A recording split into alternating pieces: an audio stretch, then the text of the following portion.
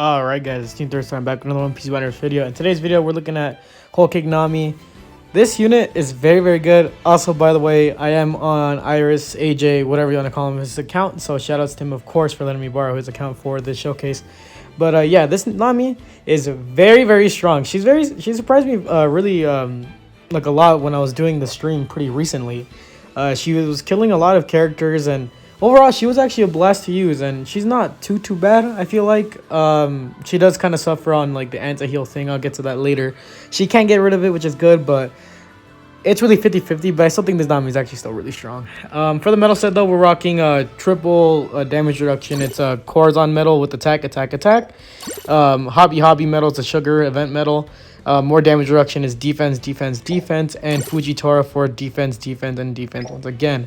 For the tags, we have Navy, which is a skill 2, Paramecia, and Don Quixote family. And then also, I'm pretty sure there might be one more. Or no, that should be it.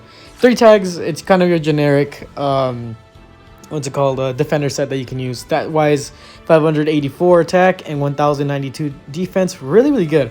Probably in a perfect world, you can try to get like 1,000, but I think this setup is fine. The metal sets are still pretty good. Going on for the skills though, we have Let's Go Zeus. It's Bond Zeus, which follows you. Zeus has an area attack with chance to inflict shock. Attack ignores obstacles, and Zeus disappears after skill 2 is used or after a certain period of time. Or yeah, period of time finishes. I actually didn't realize that that was said in the traits. During stream, if you were there, you would notice that I was kind of not complaining, but like more just confused why this skill would remove when I'd use skill 2. But I remember, I think it was Jed that told me it's literally Zeus, so it makes sense. I just didn't really think that they would add that into the game, which really threw me off. But yeah, like I said, the skill hits 8 times. It's 179 skill attack per hit. It ignores obstacles, like I said, so it can go through walls. The shock is for 3 seconds, and it does 100 damage per tick for 1 second per second, and then the cooldown is 27 seconds. And then you have Zeus Breeze Tempo. This skill hits so hard when it's fully stacked. I'll get to that later as well.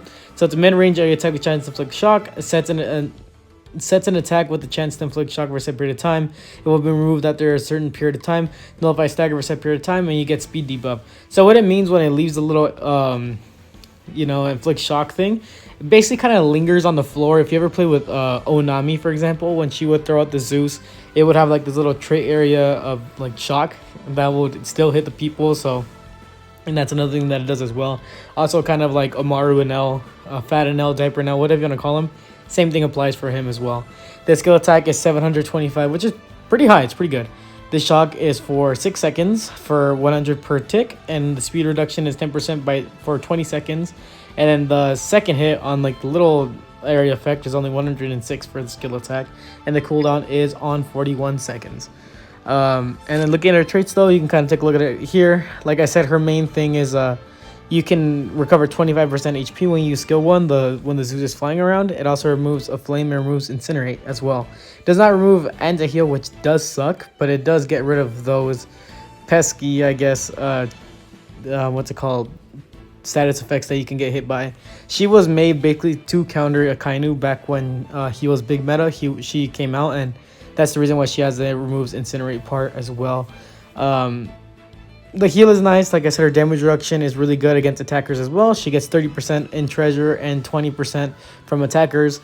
And then you also can stack your skill attacks up to 100% when you attack 10 times. And then also you get cooldown time of skill 2 by 10% when you shock somebody. And then you also get an attack boost for by 30% for 10 seconds. So this Nami, like I said, can hit very hard. And then when HP is more than 50%, you also get 30% more increased damage reduction, should I say. Another metal set that you can use with her is the Ming set. I remember, shout out to the homie Jalen, he was talking about maybe that might work. I don't think AJ has that on his account. Maybe you can use that yourself and let me know how that is. Double Sulon Carrot with maybe Event Pedro could probably work, since she will be shocking a lot from normals and skills.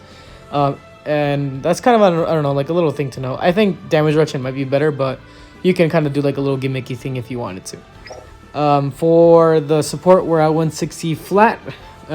Stampede Bow is my side unit. Here's her metal set if you are interested. Nothing too crazy there. HP and attack. For the support, it's Attacker, Shroud Pirates, Pyramid, Captain, New World, Worst Gen, Defenders, Grand Line, and Roger Pirates.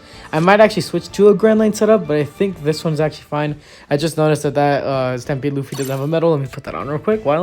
But like I said, you know, it really depends on how you want to play her. You can play her as a defensive unit, as a to kill. So yeah, now it's 161.0. So I totally forgot that dude didn't have a medal.